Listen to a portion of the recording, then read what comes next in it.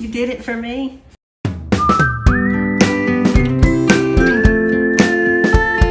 Well, good morning, Campfire crew. This is Tony and Stella. Stella, checking in from the lodge. Hey, we just got a cornbread pan out of the electrolysis tank, and I want to show y'all. It's made by Wagner, and it has a patent pending date of, I think it said 1902. So we've got it in the grill right now. Just washed it. And remember, once you get it out of electrolysis, we'll take an SOS pad, soap it up real good. We'll scrub it down with an SOS pad. Get that thing clean. And as soon as we get it clean and rinsed down, we get it in the grill because I want to get it dry. The longer this thing sits out after you wash it, the more moisture from humidity this thing builds up. It gets surface rust on it. So, got it in here drying. As soon as we bring the temperature up to, it's already 200 degrees. As soon as we get it up, we're going to go ahead and put some oil on this thing. But before I do, I want to show y'all what it looks like. Ooh, that's warm. All right, so here it is.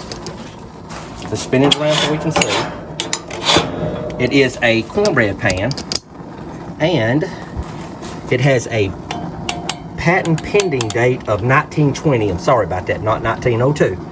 It's a Wagner wire. It says crusty corn something right there. I'm not sure what that word is. Crusty corn costs. And it also says junior. So, and it has a number there. We'll figure out what that number is. All right, we just got it out of electrolysis. We're getting it heated up, and we're fixing to oil this thing down. Once we get it oiled down, we're going to let it cook at 450 degrees. We're going to start at an hour. We're going to wipe it down again, and we're going to let it cook for another hour. So let's get this thing wiped down. We're going to use some vegetable oil instead of vegetable shortening.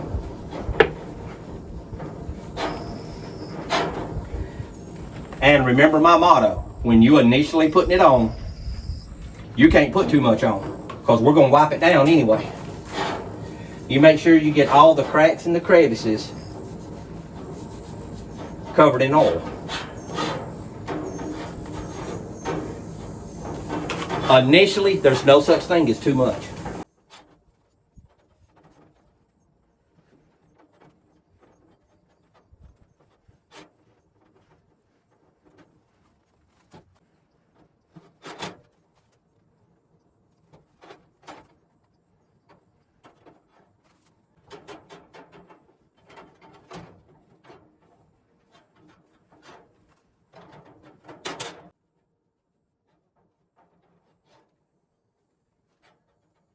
Excess wiped off. I'm going to wipe the grill down while we wipe it.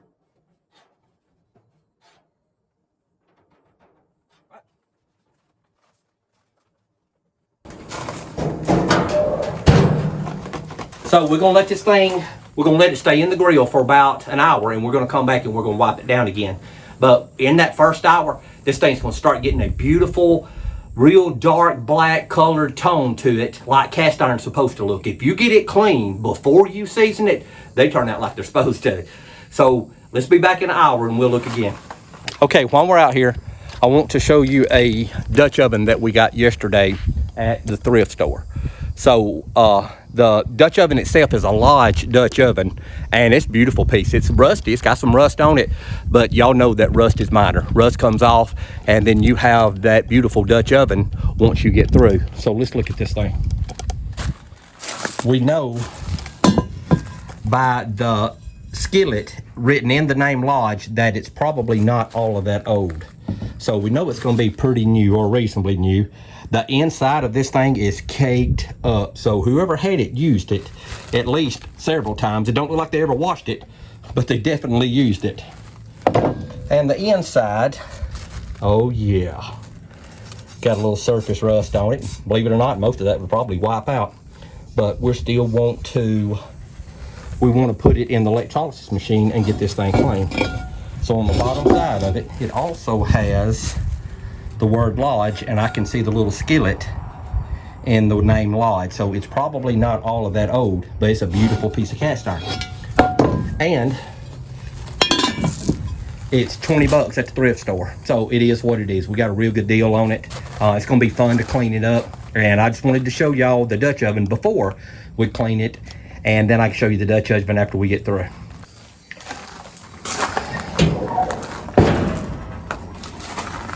Okay. So that's after about an hour. Let's oil it down again and let's let it cook for a little bit longer. All right, got the second coat of oil on it. Boy, it's coming together. That thing's beautiful. We're gonna let it cook for about another hour and we're gonna get it out and look at it. So we have a cornbread skillet that's made by Wagner. And we also have a muffin pan that's made by Wagner. We're gonna get both of these heated up and they're gonna be a surprise for Catherine.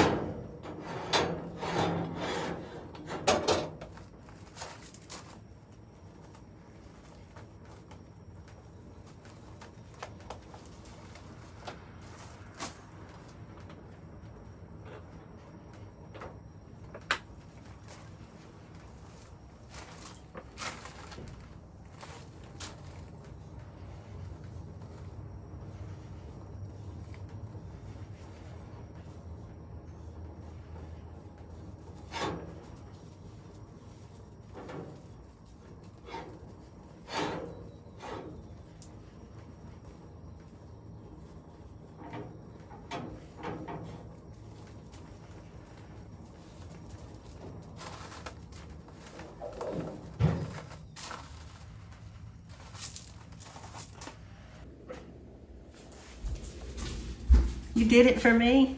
I did. I love it. But, okay, so I had one of these before and oh, I didn't have one that was a Wagner ware though. That is nice. Look at that. can you see the date on the back? I can. 13, oh, wait a minute. Patented was July the 6th, 1920. Isn't that correct? And it says junior, so I'm assuming junior corn muffins. But is this one of those popover pans? It's called a... Okay, I noticed you were jumping around when I was asking, was this a popover pan? But I realized it's a golf ball muffin pan. So I don't have one of these. Well, I didn't have one of these. Thank you so much. And it's also made by Wagner. It is. It's quality cast iron and it all has a lot of age and it's very beautiful cast iron. You did a It'll last great forever. job on the seasoning on that. Look They how did turn out beautiful that is. Look at this one. So tonight I am going to cook some homemade vegetable soup with some of the veggies from the garden and the tomatoes. And I'm going to make cornbread in this. And we're going to have cornbread in this tonight. Sweet. Thank you. All right, Campfire crew. And as always, life's an adventure. Don't get caught sitting at home. And if you do, be eating some cornbread in a nice little cast iron skillet.